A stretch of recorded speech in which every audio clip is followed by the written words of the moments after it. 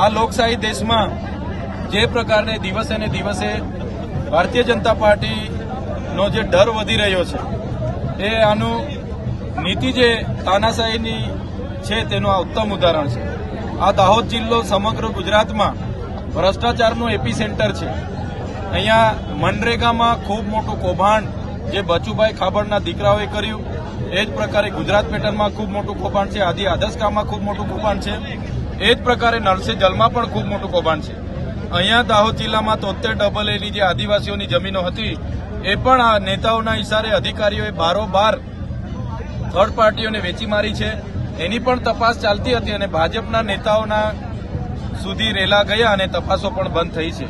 ત્યારે આમ આદમી પાર્ટી આવનારા દિવસોમાં એમના કૌભાંડો ઉજાગર કરવાનું કામ પણ કરશે અને સાથે સાથે જ્યાં પણ આ ભાજપના નેતાઓ આદિવાસી સમાજને ગેરમાર્ગે દોરવાનું કામ કરશે, આદિવાસી સમાજને ડરાવવાનું કામ કરશે, તેની સામે આમ આદમી પાર્ટી પૂરી મક્કમતાથી લડશે અને લડવા માટે અમે કટિબદ્ધ છે।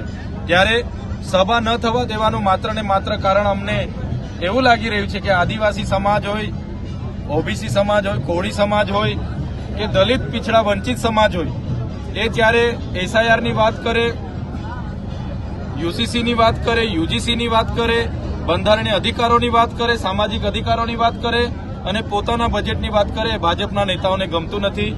એટલે લોકો જાગૃત ના થાય, શિક્ષણ ના માગે, રોજગારી ના માગે, ખેડૂતો પોતાનું સિંચાઈનું પાણી ના માગે, પીવાનું પાણી ના માગે, એ પ્રકારની વ્યવસ્થા અહીંયા ઉભી કરવામાં આવે છે।